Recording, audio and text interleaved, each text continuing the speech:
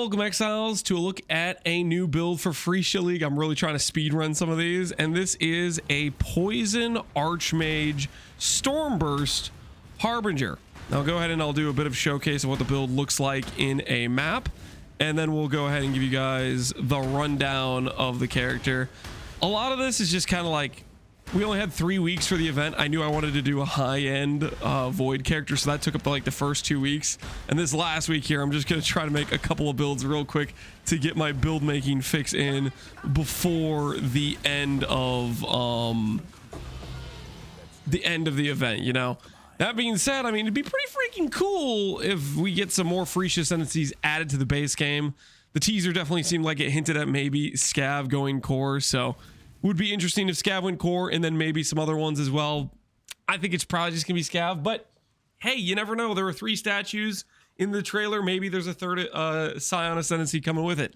So let's go ahead and talk about a bit of the character and what we're doing here. So I wanted to build around Harbinger for this node. Buffs on you expire slower, which is the same thing that Runegraph of the Warp has, and they stack additively. With 60% slower expiration of buffs, everything lasts about 2.5 times as long. So every time when you see a buff on your character, the seconds will look blue, and that means their time is going slower, and you'll see that it counts down much slower. A 4-second buff like Harbinger of Focus will last 10 seconds. Specifically, that's one of the other things I wanted to build around with this character is the Harbinger of Focus. This one is the greater version, I believe, while the shield version from this, Immortal Will or Unshattered Will, is the lesser version. You'll know I have 2 Harbingers here. I do a channeling skill, and I have 2 Unshattered Will and Immortal Will, which is 2 20% DRs. I think they're less.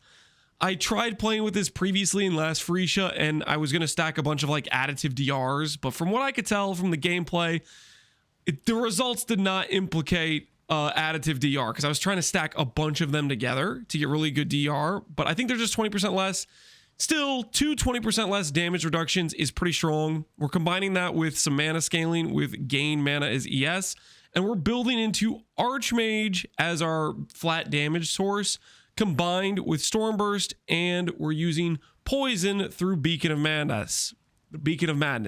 So what this does is it says every time you enter a map, you activate this skill. It's just permanent until you deactivate it, and it will ramp up some debuffs. Let me go ahead and show this real quick in a Blood Aqueduct zone. It'll ramp up debuffs every 2 seconds. So you'll see it over here: Wasting Touch, reduce life recovery rate, Diluting Touch, less flasks gained, reduced effective flasks, Paralyzing Touch, you are slowed, action speed debuff, Eroding Touch, you take increased damage. There's 4 different types of debuffs, and every 2 seconds it'll pick one random to give you a stack. This can stack all the way up to 10, and if you don't have faster expiration of debuffs, it lasts forever, and you just stack it up, and then eventually your character it takes too much damage, it doesn't move, nothing on it recovers, and you're just dead basically, right? But if you get enough of this stat, faster expiration, you can get it to the point where the debuff never really stacks that high, because it has a 20-second duration, and every time a new stack is added to it, the duration is like refreshed. But if you can only generate a couple stacks before that 20-second expiration goes by, then it doesn't end up stacking up and ramping on your character. Specifically, you need about 240% faster expiration of debuffs. Basically, you need enough faster expiration to take that 20 seconds and make it last just under 4 seconds. Because this applies the debuff every 2 seconds, the Embrace Madness skill does, that means if you're just under a 4-second duration, you'll have the 1 debuff, you'll apply a 2nd debuff, and by the time it gets around to that 3rd debuff, there's a chance that 1st debuff was removed, which gives you like a 3 out of 4 chance. Yeah, 3 out of 4 chance to basically have that one fall off and not add a stack to the other one, if that makes sense. Like, you don't keep stacking them up if you get to that breakpoint. If you're below that breakpoint, I just don't think it's a great idea. You're probably going to be running quite a few more stacks than this, and it'll just feel bad. But at 240%, And it might be 239. I might have the number slightly wrong, but it's roughly around then. That's how much you need to get to that point where they fall off before the 4-second mark, before that second debuff would be ticked to have a chance at making the counter on the debuff go back to 20.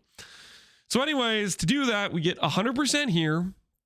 We get another 15% from the mastery, 15% here.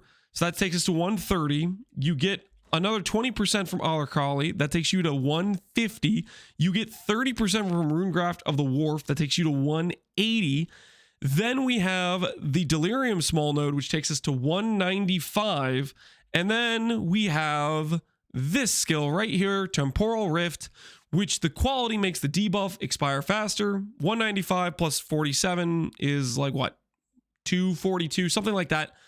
Anyways, this skill right here, it gives faster debuff based on quality. So if you just link it to enhance and you have a high quality version of it, you'll have that debuff within the range. So that's how we get there. Normally outside of Harbinger, you need to use the temporal necklace, which comes with 100% itself, but then you're giving up your necklace slot. Now I went for Choir of the Storm just for mana scaling, just chucking it together. I don't think this is a very efficient version of doing mana scaling. We're doing a Supreme Ostentation, aka I was being lazy and I didn't really want to invest into attributes and properly scale mana, but it just what I wanted to do to get it done, to test out the proof of concept. So faster expiration debuffs gives you Beacon of Madness permanent uptime, which then that grants you 40% Chaos Explode. So that's why you see those Chaos Explosions. It also gives you all damage poison and 100% chance to poison. So that combined with Elemental Overload means our poison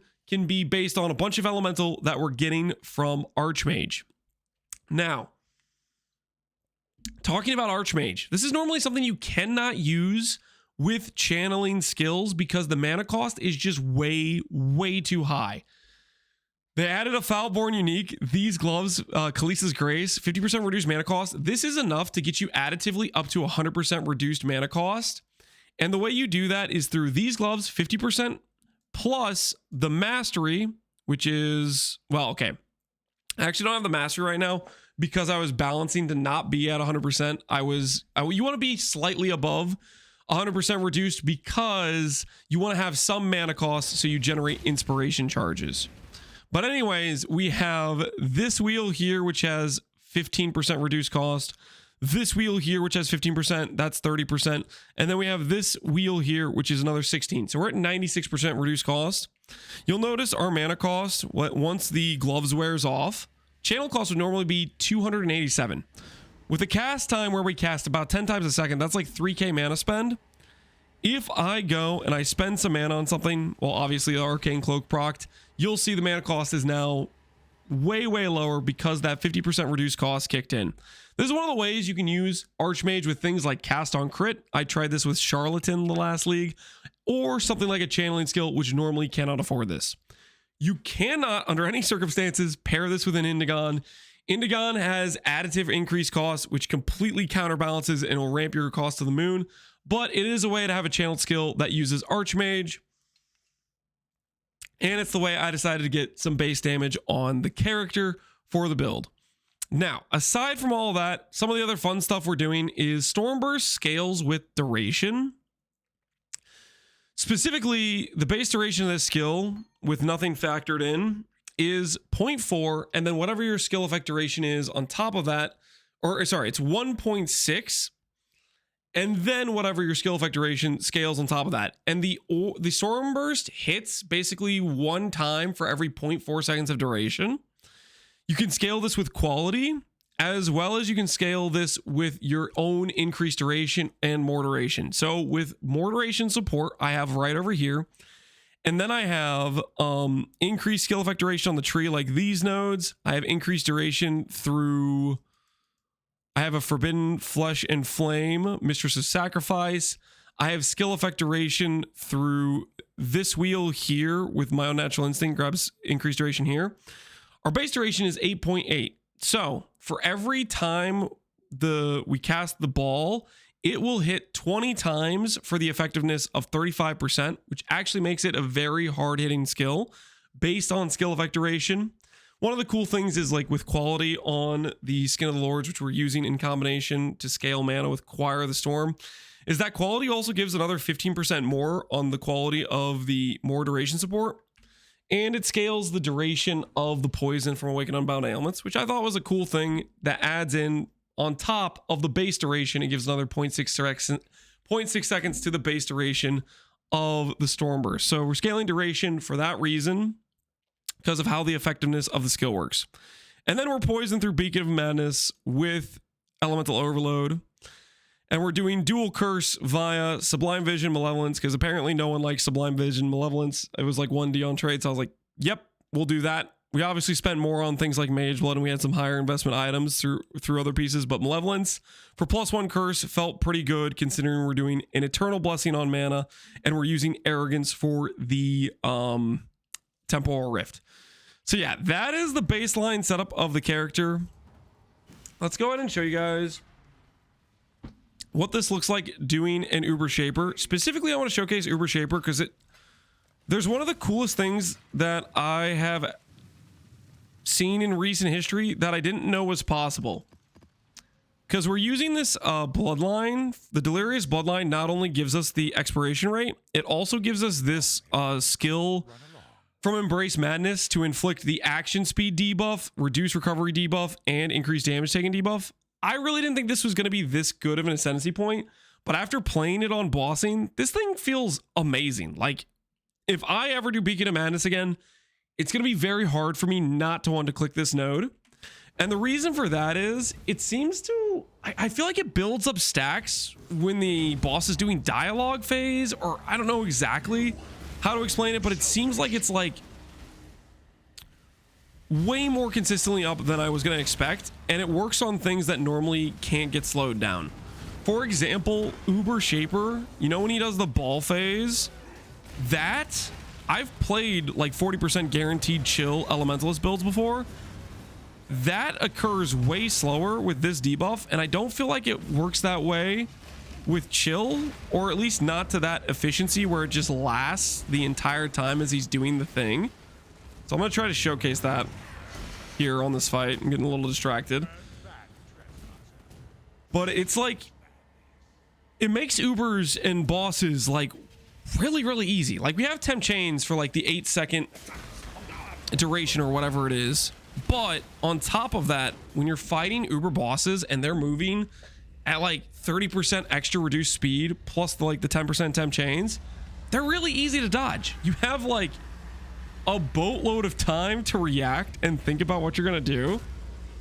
And when I did all the Ubers on this character, it made it just kind of a breeze. It made it like really easy to pull off, which I thought was pretty dang neat.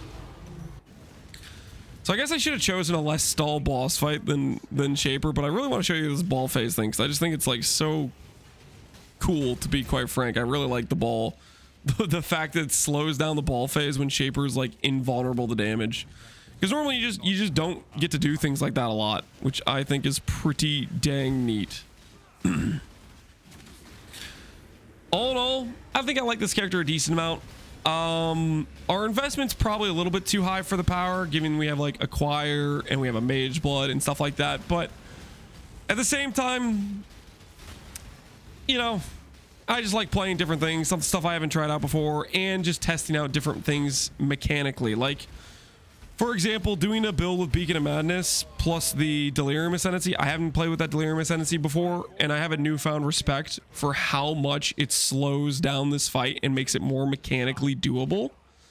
So we'll try to showcase this while we do this fight. Like, it's building up, it's stacking up on Shaper right now, I'm pretty sure, even though he's in his dialogue, just because he's like kind of in the present. Like, look how slow his slam is. Like, that slam was incredibly slow. It's not like it was building up for 15 seconds. Like, it's stacking on him right now. Watch how slow this ball phase is. Like, do you see how slow he's doing his move here? And it's like, it's still at max stacks.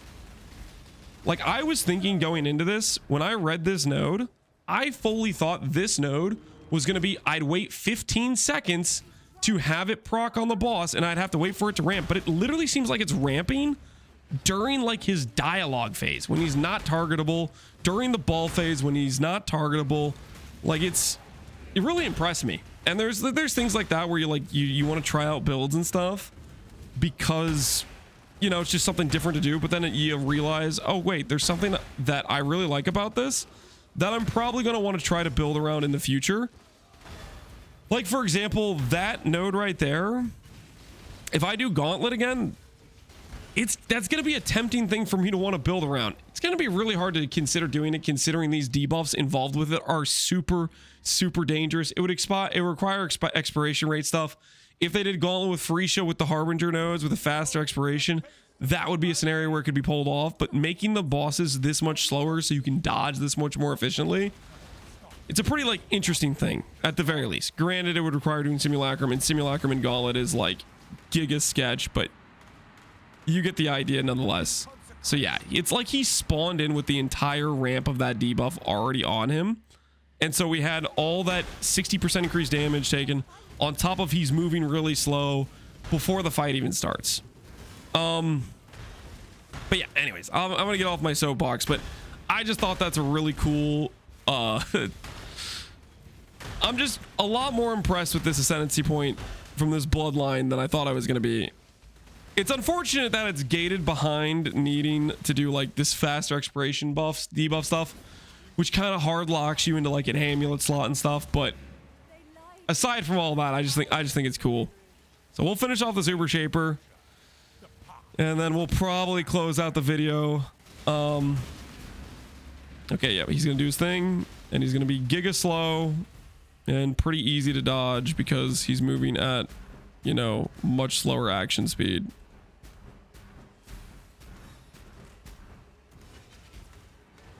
So yeah, anyways, let's cook this guy. Get our poisons on him, and there you go. That's what it looks like doing a Uber Shaper with Harbinger Archmage Stormburst. Hopefully you guys like this video going over this kind of quirky setup that we put together. We're going to try to do at least one more build before the end of the Freesia. We'll see if I manage to make a video about it or not. I might run out of time, but yeah. POB will be in the description of the video. As always, thanks for watching, Exiles. Take care and peace out. Have a good one, guys.